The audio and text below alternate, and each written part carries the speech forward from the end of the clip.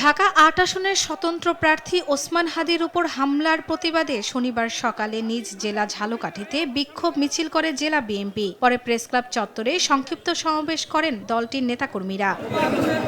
বরিশালের বিক্ষোভ মিছিলে দলীয় কার্যালয়ের সামনে সমাবেশে বিএনপি চেয়ারপারসনের উপদেষ্টা মুজিবুর রহমান সারোয়ার অভিযোগ করেন, নির্বাচন যাতে না হয় সেজন্য নানা অপচেষ্টা চলছে। শান্তিপূর্ণ একটা ভোটের দিকে যাচ্ছে, নিরপেক্ষ সরকারের অধীনে ভোট হবে, কিন্তু এরা ভোটের যাতে করে বাংলাদেশের ভোটের শান্তিপূর্ণ ভোট না হয় সেজন্য তারা নাশকতা বিভিন্ন জায়গায় আগুন লাগিয়ে দিচ্ছে। নাটোরের আলাইপুরে জেলা বিএনপির কার্যালয়ের সামনে বিক্ষোভ সমাবেশে নাটোর ২ আসনের বিএনপি মনোনীত প্রার্থী এম রুহুল কুদ্দুস তালুকদার দুলু অভিযোগ করেন, শেখ হাসিনার নির্দেশেই এই হত্যা চেষ্টা হয়েছে। হাসিনার নির্দেশে সেই হত্যাকাণ্ডের চেষ্টা করেছে, অর্থাৎ তারা চায় বাংলাদেশের এই গণতন্ত্র, বাংলাদেশের যে নির্বাচন, জনগণ স্বতঃস্ফূর্তভাবে এই নির্বাচনের মাধ্যমে বাংলাদেশের গণতান্ত্রিক ধারাকে আগামী দিনে অব্যাহত রাখবে, এটা বানচাল করার উদ্দেশ্যেই এই ঘটনা হয়েছে। বিক্ষোভ মিছিল করেছে নোয়াখালী জেলা বিএনপি নেতাকর্মীরা।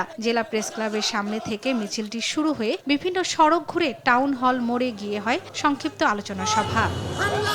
এছাড়াও গোপালগঞ্জ, কুড়িগ্রাম, ব্রাহ্মণবাড়িয়া, খাগড়াছড়ি, নওগাঁ, ঠাকুরগাঁ সহ দেশের বিভিন্ন জেলায় বিক্ষোভ মিছিল ও সমাবেশ হয়। শর্মিলা কেয়া, নিউজ ডেস্ক, দেশ টিভি।